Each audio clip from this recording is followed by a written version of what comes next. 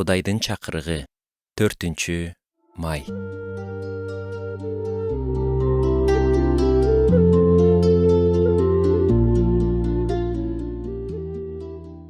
Сизге өз көйлүңүз менен бөлүшүү же Кудай жөнүндө сүйлөө кыйын болуп жатабы? Жакында мен жыйындагы бир эже менен телефон аркылуу сүйлөштүм. Ал Кудай жөнүндө айтып бергиси келерин, бирок көп убакыт бою ал каалоону басып келгенин айтты. Көөлүк айтып баштаса, адамдар аны укпай коет деп ишенет экен. Ушундан улам ал коркууну кантип жеңсе болот жана ишеним жөнүндө сүйлөп жатып, адамдарды алыстатып албаймынбы деп ойлонуп жүргөнүн бөлүштү. Достор менен же жакындар менен ишенимди бөлүшүү көп учурда оңой эмес. Мага бир чоң демгүч болгон нерсе элчи Павыл да ушундай кыйынчылыктарга туш болгонун билүү.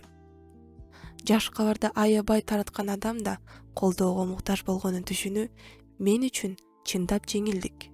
Мен үчүн сыйынгыла. Мага керектүү сөз берилсин.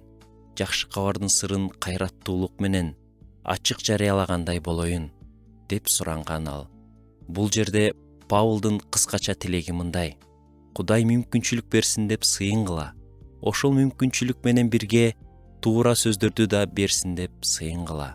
Жана ошол сөздөрдү тайманбай, кайраттуулук менен айтууга жардам берсин деп сыйынгыла. Теңир мага мүмкүнчүлүк жибер. Мага туура сөздөрдү бер жана аларды жарыялоого кайрат бер. Мен бул тууралуу телефон аркылуу сүйлөшкөн эже менен бөлүштүм. Ал дароо жооп берди. Эми бул менин дагы сыйынуум болот, деди ал. Эгерде сиз да ушундай абалда болсоңуз, мен сизди ушул жөнөкөй сыйынууга кошулууга үндөйм. Теңир, мага мүмкүнчүлүк жибер. Мага туура сөздөрдү бер жана аларды жарыялоого кайрат бер. Бул Павылга жардам берген жана мен ишенем, сизге да жардам берет.